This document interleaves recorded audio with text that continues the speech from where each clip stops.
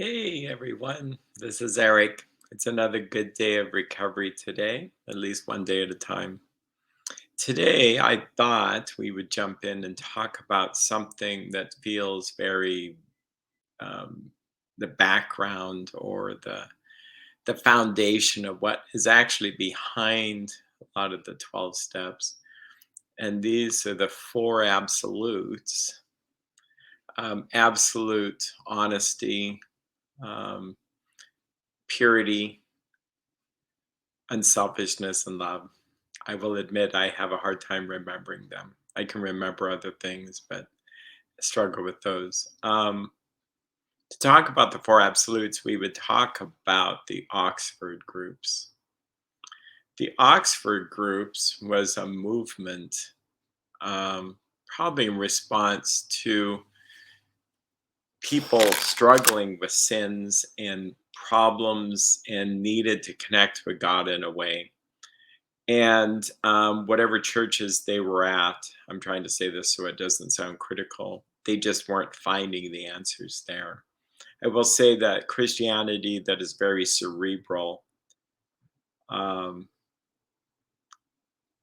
cerebral and gathering knowledge may be lacking in terms of actually transformation. So they had focused on the Bible, focused on early Christian practices, and the focus was on practices. So there were four major practices. The first practice was sharing. Well, no, sorry. Well, absolute surrender. Absolute surrender.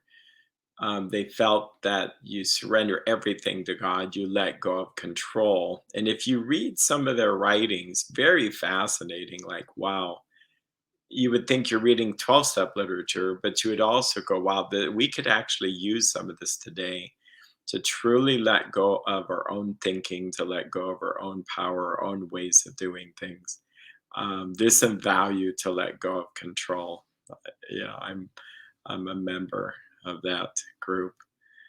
Um, then sharing was the second principle, or the practice of sharing things honestly and openly and confidentially with one another so that they actually could be healed. They probably get this from a verse in the book of James that talks about confess your sins one to another that you may be healed. And there, before, counseling as we know it today didn't exist back then. So when those practices began to not be there, people would then hire someone for psychoanalysis, which had invented itself, um, to replace that. There's something very powerful about sharing our problems with someone else. We can go directly to God, but there's some deep wisdom about that. And then restitution, which seems like an interesting word. 12-step people call it amends. But this is the idea that if you've harmed someone, you try to repair it. If you've lied to someone, if you've stolen from someone, if you've called them names, you have unforgiveness, you have just done wrong, it seems like very basic to go and be reconciled. Jesus talks about that in the Gospels, that if you know you have ought against someone, ought, fancy word to say you're upset with someone, or your brother or sister has ought against you, go and be reconciled before leaving your gift at the altar, which I think means you really got to be as right as you can with your fellow man. And we know that means men and women, um, before we can be right with God. And then, last but not least, guidance was the word they used to describe a process of connecting with God day by day. And let's look at some of this. This is interesting to me. Perhaps it's interesting to you. Um, so, in the Oxford groups, um, if you go to Wikipedia, not I mean, you would almost need another lifetime to look at all this stuff. But um, a Lutheran minister, Frank Buckman, is kind of attributed as kind of the guy who spearheaded this movement. And I'll let you look at all this yourself. But the principles are interesting. And here you'll see the four absolutes, which we'll talk about. You'll see house parties, which is a very interesting thing. You'll see Carl Jung here. So the whole psychology of this. But they would actually have parties that could last anywhere from a weekend to 2 weeks, that the people who had wealth would often invite people in for this spiritual gathering. Again, think 12-step meeting. Okay. Notice some of the writing here. The Secret of Guidance. This is 1896. This is very interesting. One of his mottos, meaning F.B. Meyer, had an influence on Frank Buckman, but it says one of his mottos was, "Let no day pass without its season of silent waiting before God." Yeah, that's powerful. And actually, reading this, I was upset by something, which I'll share later. And I thought, okay, it triggered me to remember what the AA book says: when agitated or doubtful, we pause when agitated. And then, yeah, there's that stop and try to connect with God and to see what his his next thing is. I wanted to get down here. Sorry if this is making some of you dizzy. You'll see the absolutes, the four absolutes: absolute honesty, absolute purity, absolute unselfishness, and absolute love. They first appeared in a book by Robert Spears, Principles of Jesus. Um, let's look at this here. I have gotten this.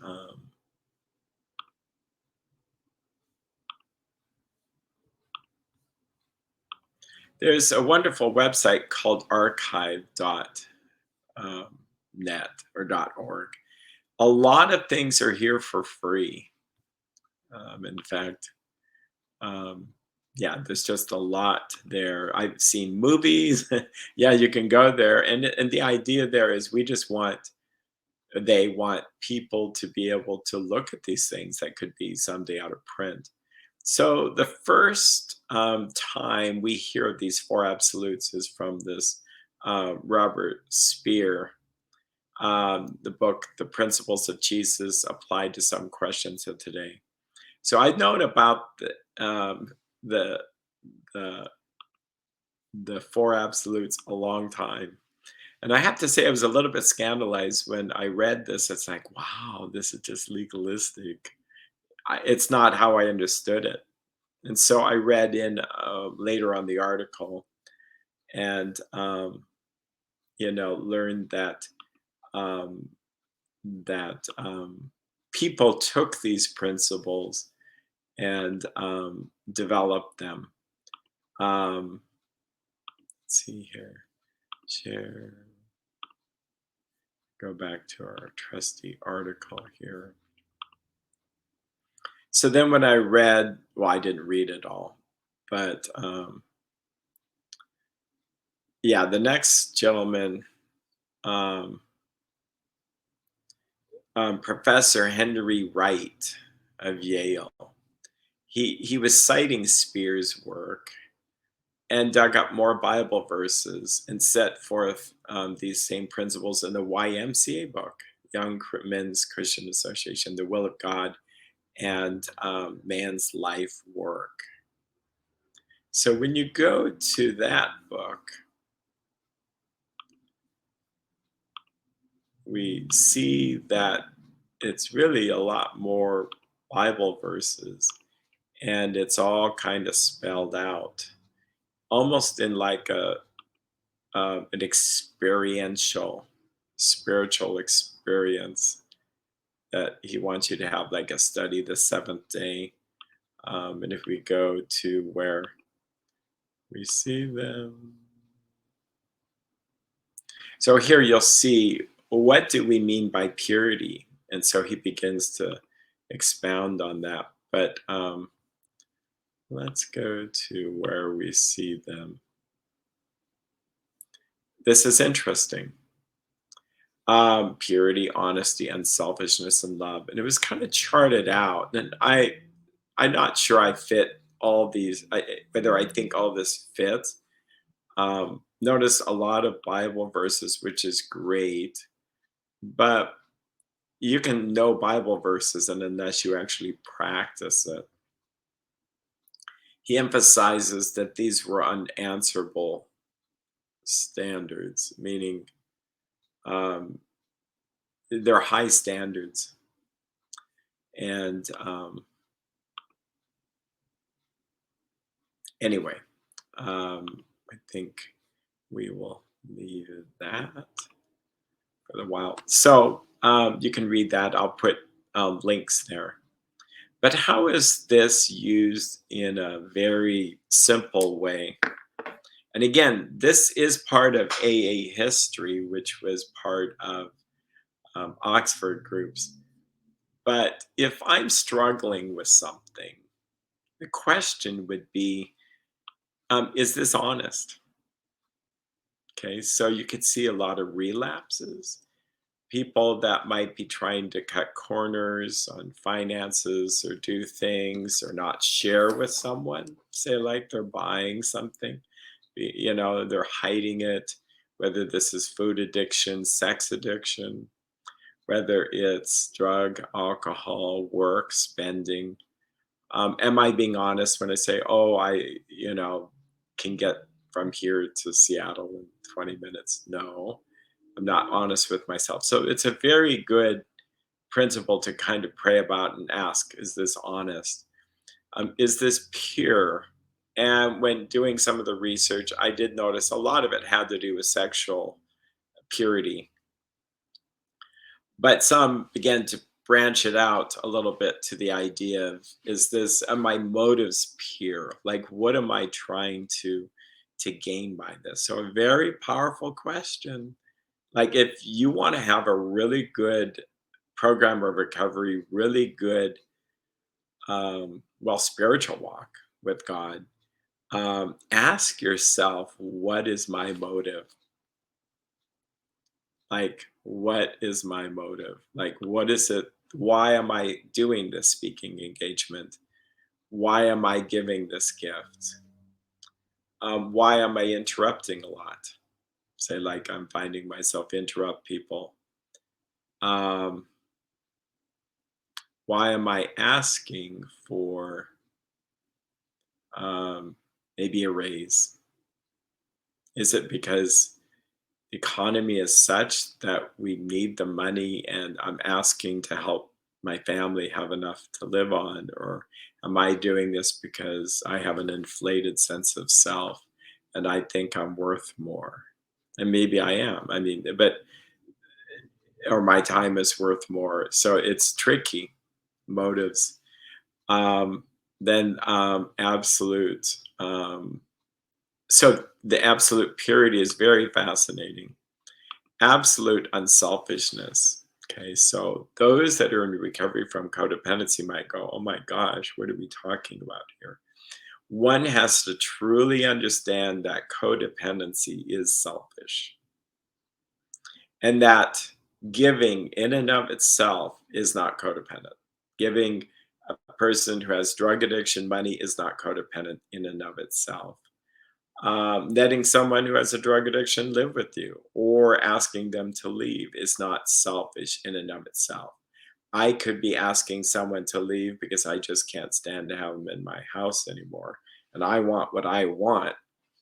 Or I could be having someone live in my house and I can't stand the thought that they would be out in the cold and rainy and all that rough stuff. I just can't live with that. And then you begin to realize it's about me. I can't live with that versus maybe the people are choosing these things. So what is my motive really gets at that. Yeah, is this a selfish motive or not?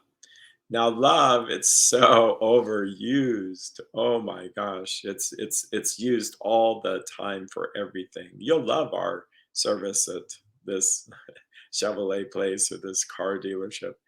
Love, okay, or you'll love our pizza. When people say, "I love my wife, I love my husband," and and they've often done things like myself that were not loving, maybe really rough stuff. And I say, "Well, I love pizza." They look at me shockingly. And so there's no way when I say I love pizza that it's construed that I'm doing something loving towards pizza. It's what pizza does for me.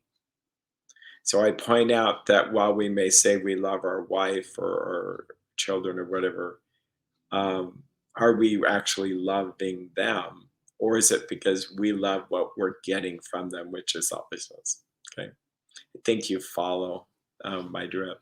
So the idea is that we ask ourselves questions throughout the day, not in a self absorbed, I'm a bad person and I'm just finding all these faults, but not also to see how wonderful I am. It's more medicinal. I see this as how I'm going to survive as a person, or thrive spiritually, is to ask myself, hey, um, what is going on? And these will feel familiar in AA talk. Am I operating selfishness? This is step 4, 10, and 11. Am I operating in resentment? Is there any kind of resentment associated with this? Okay. Um, is there fear? Is this thing I'm wanting to have happen driven by fear of some sort? Or is it truthful or honest, or is there dishonesty? So it's funny how life, you could almost everything that's going to come up can be put into those 4 kind of categories. And probably the biggest catch-all is selfishness. What's interesting is resentment is selfish in that I didn't get what I wanted in the past, and I can't let it go that I didn't get things didn't go according to Erik's plan here. I have a script. Anger is always going to be boiling down to I'm not getting what I want now. And some of us may just be, negative thoughts. Some of us might say something mean verbally. Some of us might actually be very physical anger, expression, violence, or even passive aggression. I suppose if I'm assertive, that could still be driven by selfishness and that I want them to give me a better price on this. So I'm going to use assertive skills to, get what I want. And the not to put down the book, but the book that really started a lot of the assertive movement was Your Perfect Right. That's what it was called. So you contrast that in terms of recovery, where it says, my rights. This is in the story Acceptance is the Answer at the back part of the AA book. It says that my serenity is inversely proportional to my set of expectations. So when I want something really up here and it's not going the way I want, I'm going to be upset sooner or later. So I have to let go of my expectations, set them lower, and I'll be happier. And that's where the question that I ask is, how important is this really? And again, that'll help me keep perspective. A lot of recovery is about keeping perspective. And it's so easy. We can be sober by God's grace, but what's we're left with is this self that wants what self wants. And so the question would be, well, what if there's something really good and I think it's a good thing, like I want to buy a new car? That seems reasonable, but it could be driven by selfish motives. fear motives.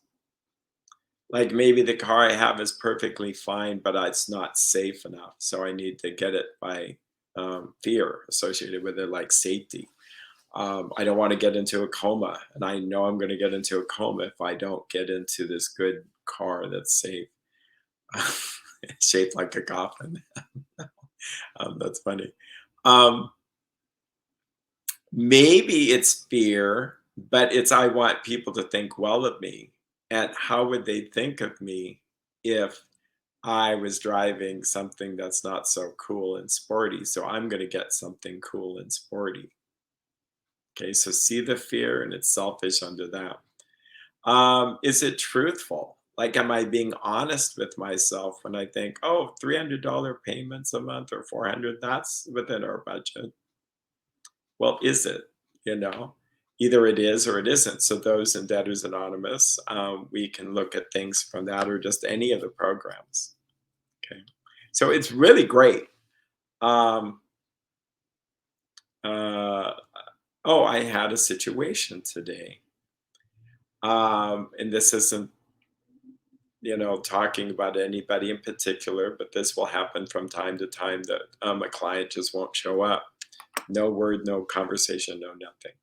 Um, when I'm in a good mood, it's like, yeah, this is what happens. And there's a missed session fee and all that. But if I'm having kind of a rough day, there's a lot of people all wanting to get in and say like they're really, really desperate, like in tears, having panic attacks, and this person just doesn't show up. Now, I could be really upset, get it inflated sense of selfishness that the way it's supposed to go is people are never supposed to, according to Erik's plan, um, not show up. I could be driven by resentment. This is a great example of this, being mad at someone who I'm judging, thinking they don't understand the suffering over here that can't get in the door. But see, my judgment is an inflated sense of self. And so these things, and what is my motive to be upset with this person? To be right?